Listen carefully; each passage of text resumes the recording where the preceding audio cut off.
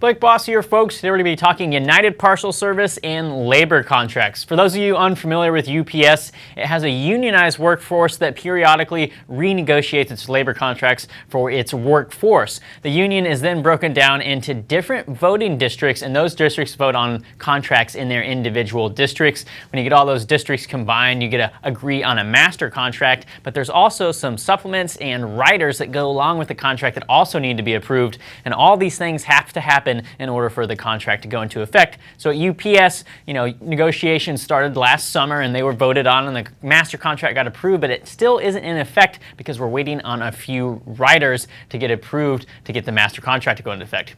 So they've yet to come to an agreement in a few areas: Philadelphia, Western Pennsylvania, and Louisville. Of all of these, for investors, I believe Louisville is the most important, and that's what we're going to focus on today. So why is Louisville so important, folks? Well, it's UPS's world port hub and serves as the main distribution hub for all of its air package delivery. Think of this, it's like the artery that feeds the UPS air package system. It's 5.2 million square feet. It can process around 416,000 packages every hour and is immensely important to UPS. So what is happening at Louisville? Well, they're controlled by Union Local 89.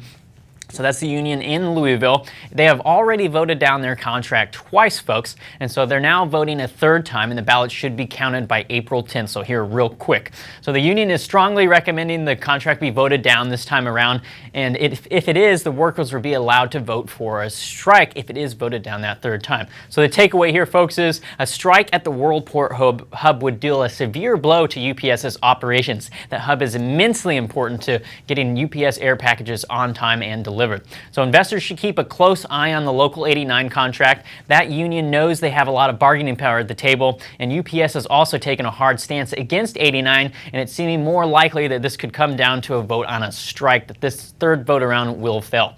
So you can go to Teamsters89.com, against that, it's Teamsters89.com, to get updates on the labor negotiations, and you should see something come out after April 10th, how those votes came. So as an investor, I typically try to avoid companies with poor labor relations, and this highlights exactly why. This is why I personally don't want to invest in UPS. That's all I have for you today, folks. Be sure to keep an eye on those labor negotiations contracts. Thanks for watching, and Fool on.